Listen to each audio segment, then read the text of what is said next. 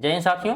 इस वीडियो में हम रेलवे ग्रुप डी से जुड़े हुए टॉप 25 महत्वपूर्ण एमसीक्यू प्रश्न देखने वाले हैं जो रेलवे ग्रुप डी के पिछले 10 वर्षों में पूछे गए प्रश्न हैं।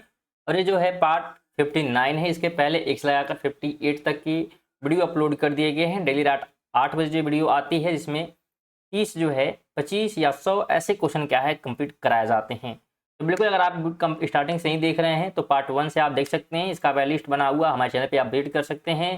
सिलेबस वाइज ग्रुप डी भी कंप्लीट किया गया है। जो सिलेबस आपका दिया गया था तो उन्हें भी देखें, जिससे आपकी तैयारी जो है बहुत ही बेहतरीन हो जाएगी। तो बिल्कुल आप विजिट करिएगा और इस वीडियो को बिल्कुल अगर आप क्लिक किए हैं तो बिल्कुल मन से और कंप्लीट तक देखें। पहला क्वेश्चन है कि रहो युग को यह नाम इसलिए दिया गया है क्योंकि इस समय के दौरान मध्य पूर्व और दक्षिण पूर्व यूरोप में औजारों एवं हथियारों में मुख्य रूप से डैश की जगह लोहे का इस्तेमाल होने लगा। तो किसकी जगह पे लोहे का यूज किया जा रहा था? तो किसके जगह पे बताने का प्रयास करिएगा, तो ये कांसे की जगह पे। किसके जगह पे? तो कांसे के जगह पे लोहे का यूज होने लगा, इसलिए इसे क्या है, लौह युग कहा जाने लगा। सेकेंड है कि सिंधु सभ्यता के लोग डैश बनाने के लिए तांबे और टीन को मिश्रित करते थे। तो क्या बनाने के लिए तांबे और टीन को मिलाया जाता है? तो कांस्य बनाने के लिए। तो कांस्य बनाने के लिए लोग क्या करते हैं, तांबे के और टीन को एक साथ क्या करते हैं, मिक्सचर बनाते हैं। अगला क्वेश्चन है माइक्रोलिथ डैश का इस्तेमाल शुरुआती इंसान द्वारा किया जाता था। माइक्रोलिथ डैश का इस्तेमाल, तो कि माइक्रोलिथ मतलब डैश यहाँ पे क्या है, तो यहाँ पे छोटे पत्थर के औजार। मैक्रोलिथ का मतलब क्या है, तो छोटे पत्थर के औजार का इस्तेमाल लोग क्या है, शुरुआती इंसान द्वारा क्या है, किया जाता था। अगला क्वेश्चन है भारत अपनी लगभग डैश भूमि सीमा अफगानिस्तान के साथ साझा करता है। तो कितनी भूमि जो है अफगानिस्तान के साथ साझा करता है ये?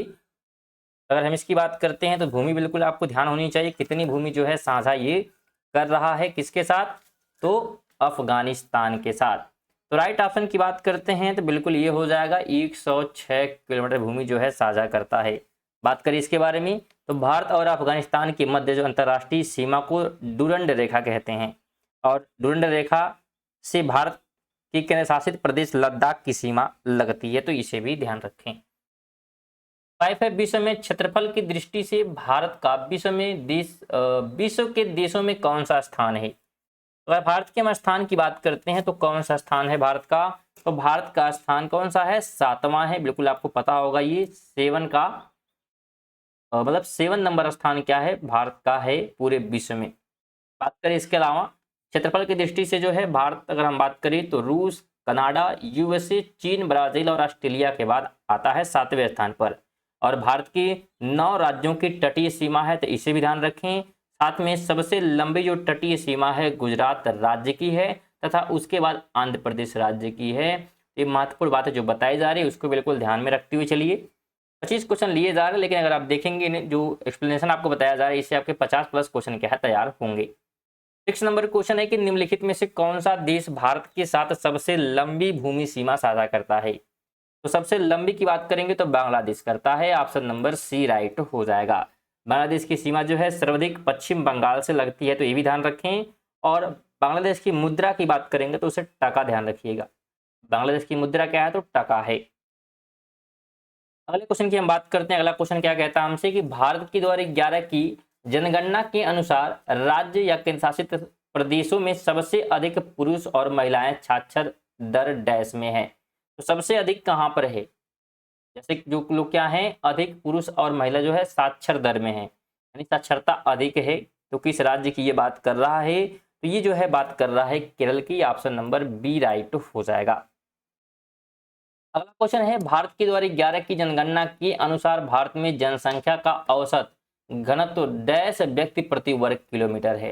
तो कितना है, तो ये है, बिल्कुल ध्यान रखें, 382। कितना है, 382 प्रति व्यक्ति प्रति वर्ग किलोमीटर। ऑप्शन बी राइट हो जाएगा। अगले क्वेश्चन की बात करें तो भारत की 2011 की जनगणना के अनुसार अखिल भारतीय स्तर पर वयस्क यानी कि 15+ वर्ष से बात करें साक्षरता डैश डैश है, तो कितनी है साक्षरता दर? वयस्क की यहाँ पे बात की जा रही है, तो अगर हम वयस्क की बात करते हैं तो वयस्क की जो साक्षरता दर है 69.3% है। ऑप्शन नंबर बी राइट हो जाएगा। अगला क्वेश्चन की बात करें, भारत में अनुच्छेद 333 के उपबंधों के अधीन रहते हुए प्रत्येक राज्य की विधानसभा डैश से अनधिक सदस्यों से मिलकर बनी होती है। तो कितने सदस्यों से मिलकर बनी होती है, बिल्कुल बताने का प्रयास करिएगा। राइट ऑप्शन क्या हो जाएगा इस क्वेश्चन का?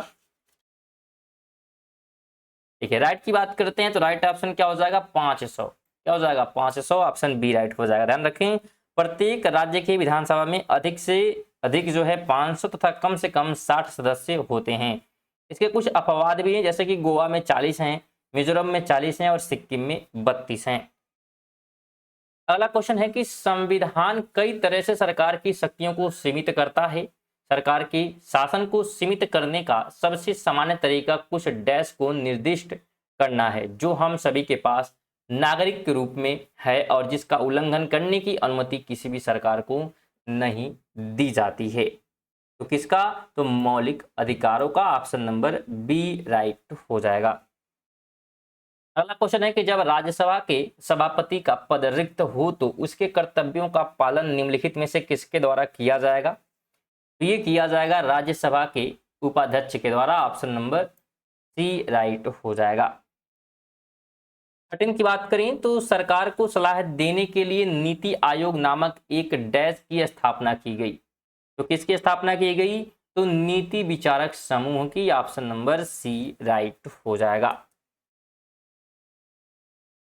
इसके बारे में बात करते हैं तो 1 जनवरी 2015 को नीति आयोग की स्थापना हुई और इसने जो है योजना आयोग को प्रतिस्थापित कर दिया। यानी इसके पहले योजना आयोग थी और उसके बाद वहां पे नीति आयोग की स्थापना की गई। नीति आयोग की बात करें तो national institution for transforming India, ये इसका फुल फॉर्म होता है और भारत के प्रधानमंत्री नीति आयोग के पदेन अध्यक्ष होते हैं। तो ये भी आप ध्यान रखें। 14 की बात करें तो निम्नलिखित में से कौन सा भारतीय रिजर्व बैंक का या की कार्य है? पहला दिया है कि मुद्रा जारी करना, दूसरा है आखिरी कर्जदाता। इसमें से कार्य बताना है कि कौन से कार्य हैं। अगर हम कार्य की बात करते तो यहाँ पे बिल्कुल दोनों हो जाएंगे, दोनों कार्य हैं ये इसके। ऑप्शन नंबर क्या हो जाएगा? तो सी राइट हो जाएगा। इसके बारे में बात करें तो बैंक का विनियमन करना जो है बैंकिंग विनिमय अधिनियम 1949 के तहत किया जाता है और इसके अलावा मुद्रा जारी करना भी क्या है? आरबीआई का काम है। मुद्रा बाजार का नियमन करना इसका कार्य है। विदेशी मुद्रा भंडार का प्रबंधन करना भी इसका काम है। ऐसे अनेक कार्य हैं आरबीआई के। 15 है कि स्वतंत्रता के बाद भारत ने प्रथम प्रधानमंत्री जवाहरलाल नेहरू के डैश प्रभाव में 1951 में अपनी पंचवर्षीय योजना लॉन्च की। तो किसके प्रभाव में? प्रभाव की बात करते तो यहाँ पे समाजवादी प्रभाव में। ऑप्शन नंबर डी राइट हो जाएगा। अगले क्वेश्चन की बात करें, निम्नलिखित में से वेग का एसआई मात्रक आपको बताना क्या है? तो वेग का एसआई मात्रक की बात करेंगे तो मीटर पर सेकंड होता है। ऑप्शन बी बिल्कुल राइट हो जाएगा। अगला क्वेश्चन दिया है वाट डैश की इकाई है। तो वाट जो है किसकी इकाई है ये बताना है। तो वाट इकाई है शक्ति की। किसकी? शक्ति की इकाई है। ऑप्शन ए राइट हो जाएगा। इसके अलावा कुछ महत्वपूर्ण बातें भी ध्यान रखें। अगर हम बात करें कार्य का तो कार्य का इकाई जूल होता है, या ऊर्जा की बात करेंगे उसका भी जूल होगा। प्रतिरोध का ओम होता है, संवेग का न्यूटन सेकंड होता है और विद्युत चालकता का सीमेंस होता है। तो ये चालकता भी आप इकाई भी आप ध्यान रखें। 18 है कि विद्युत आवेशों की गति से धारा उत्पन्न होती है और जिससे विद्युत चुंबकीय बल उत्पन्न होता है, जिसके परिणाम स्वरूप डैश उत्पन्न होता है। तो क्या उत्पन्न होता है इसके परिणाम स्वरूप? तो चुंबकत्व उत्पन्न होता है। ऑप्शन नंबर सी राइट हो जाएगा। चलिए आगे हम बात करते हैं अगले क्वेश्चन पे। तो अगला क्वेश्चन है बेरियम हाइड्रोक्साइड का रासायनिक सूत्र क्या है? तो इसका रासायनिक सूत्र होता है, क्या होता है? तो BaOH2, ये इसका सूत्र होता है। धामन सोडा की बात करेंगे तो Na2CO3 10H2, और अगर बेकिंग सोडा की बात करेंगे तो NaHCO3 होता है। तो इसको भी ध्यान रखें। अगला क्वेश्चन है निम्नलिखित में से किस तत्व का आणविक सूत्र है? H जो है, यहाँ पे H छूट गया, तो H जो है निम्नलिखित में से किसका आणविक सूत्र है? तो जो H होता है हाइड्रोजन का। किसका? हाइड्रोजन का। ऑप्शन नंबर बी राइट हो जाएगा। अगला क्वेश्चन है ठोस कार्बन डाइऑक्साइड का दूसरा नाम है। इसका दूसरा नाम की बात करेंगे तो उसे शुष्क बर्फ कहते हैं। ऑप्शन नंबर ए राइट हो जाएगा। नेक्स्ट क्वेश्चन है उपभोक्ता पोषण तत्व के डैश के साथ बेहतर गुणवत्ता वाले खाद्य पदार्थ की अपेक्षा कम करते हैं। उपभोक्ता पोषक तत्व के डैश के साथ, तो किसके साथ? अगर यहाँ पे राइट की बात करेंगे तो बिल्कुल क्या हो जाएगा, तो प्रतिधारण के साथ। ऑप्शन नंबर सी राइट हो जाएगा। प्रतिधारण पोषक तत्वों का रख रखाव, संगठन तथा संरक्षित करने की विधि होती है। अगला क्वेश्चन है प्लाज्मा झिल्ली के अंदर डैश एक तरल पदार्थ होता है। तो क्या होता है? कोशिका द्रव होता है। ऑप्शन नंबर बी राइट हो जाएगा। अगला क्वेश्चन है कोशिकीय ऊर्जा हस्तांतरण प्रणालियों का प्रमुख घटक क्या है? इसका प्रमुख घटक होता है phosphorus. Option number A right हो जाएगा। 25 नंबर है निम्नलिखित में से कौन सा देश भारत के साथ सबसे लंबी भूमि सीमा साझा करता है? ऑप्शन दिए गए हैं पाकिस्तान, चीन, बांग्लादेश या नेपाल। स्टूडेंट इस क्वेश्चन का राइट आंसर आप सभी जो है कमेंट बॉक्स में बताने का प्रयास करेंगे। उम्मीद करेंगे वीडियो आपको इन्फॉर्मेटिव लगी होगी तो वीडियो को लाइक कर दें और चैनल पर नए हैं तो चैनल को सब्सक्राइब जरूर करें और वीडियो को कम से कम एक दूसरे से जरूर शेयर करिए। आपसे निवेदन है। चलिए मिलते हैं नेक्स्ट वीडियो में, तब तक के लिए जय हिंद, जय भारत।